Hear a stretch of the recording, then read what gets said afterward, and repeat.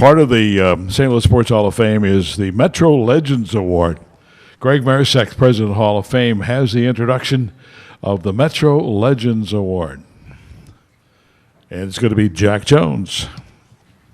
Well, first of all, Jack can't affect my life anymore in any way, so this is good. Jack was the head football coach and later the athletic director at Webster Groves High School, where I attended.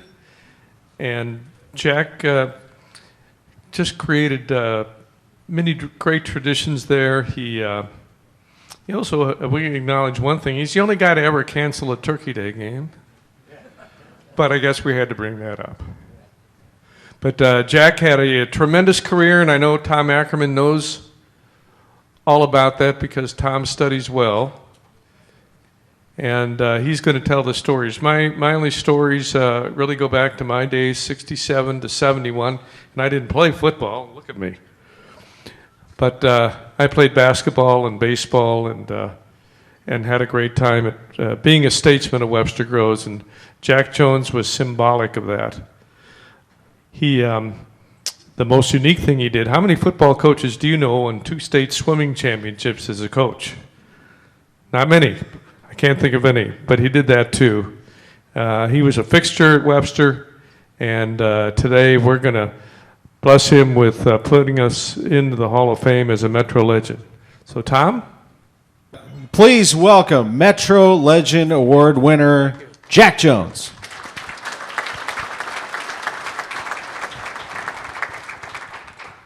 Coach, how about all these football greats up here? What do you love about the game of football? I like the aspect of the organization of it, just putting it all together and watching it flow. It's an intriguing game. It's a game, 11 people got to be on the same page, you hope, and making sure that things go right take a lot of time, a lot of effort, and a lot of cooperation from a lot of people. You won numerous championships at the conference level and beyond, and then 2 state championships. Tell us about each team and what you remember most about your state championships with Webster Groves. Well, they're both very unique teams. Our first championship in 1979, I would say one of the most talented group of men that I've ever been around. I mean, in every position, we were very strong. We had a great year. We managed to lose the second game of the year, which was really a telling sort of a thing because it required us to kind of bounce back and put ourselves back together. And from there, it was clear sailing.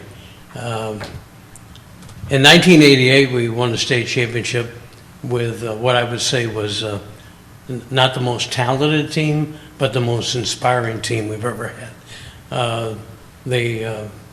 We started the season losing 3 games, and a lot of kids could have folded their tents and gone away, but these kids sort of just came together and decided, well, let's have fun. And the fun was winning the state championship.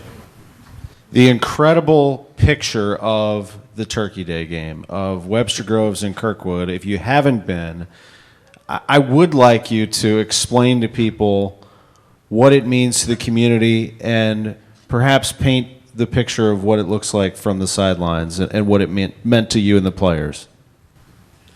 Well, you know, Webster Groves and Kirkwood, if you blended the 2 communities together at an event, at a party, which is what the Turkey Day game ends up being for many people, you put them all in a room, you can't tell Webster people from Kirkwood people. They all brag the same way. They all get disappointed the same way. But the game is so important to the community. We did have a year when we had a conflict with the state tournament. For many years, we didn't even sign up for that state tournament. We voided that competition simply because we didn't want to have a conflict for the Turkey Day game.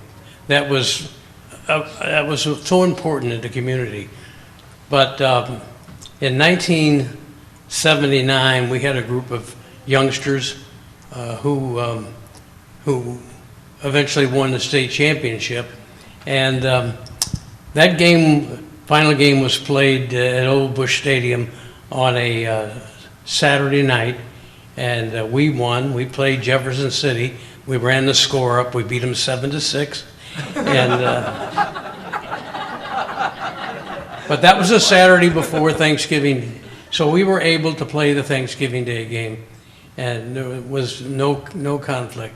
Fast forward to 1988, when again we qualified for the state tournament, and the state final game was in Columbia, Missouri, on the Friday after Thanksgiving. So that caused us to cancel the game. Well, pardon the expression, but all hell broke loose. Kirkwood was a very solid team. They were very good, and they were looking forward to getting a piece of us. And but the game wasn't played. So after the game, the administration pulled everybody together and let it be known that there will always be a Turkey Day game. And the conflict has occurred again. There has been times when Kirkwood or Webster have been in the state final, but to tell you how important it is to the community, we played a JV game, and we still attract 8, 9, 10,000 people. So to Webster and Kirkwood, it's a very important thing.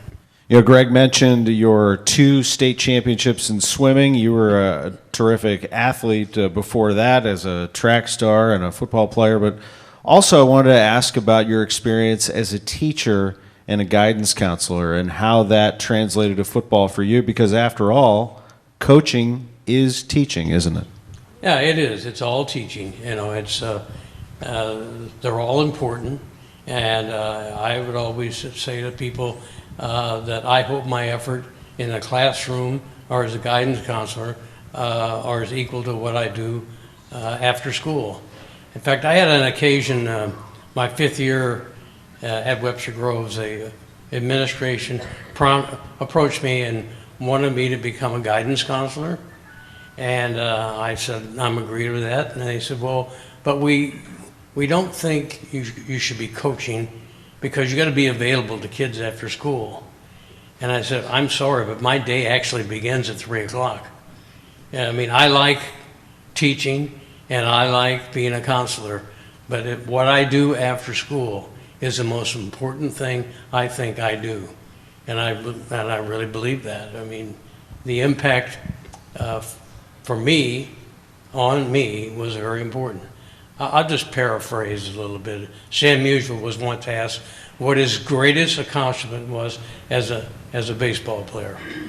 And he said it was going to practice every day and putting on his uniform. For me, going to the stadium every day, putting on my coaching gear, was the biggest thrill I got out of coaching. You were one of the greatest to ever do it. Final thing, when you sit up here, honored like this, who do you think about? Who are the people that prepared you for this moment?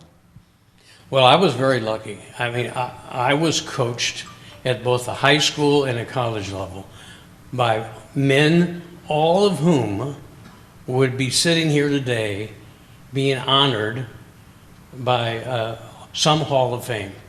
They were Hall of Fame coaches. And I can't thank them enough for the influences they had on me.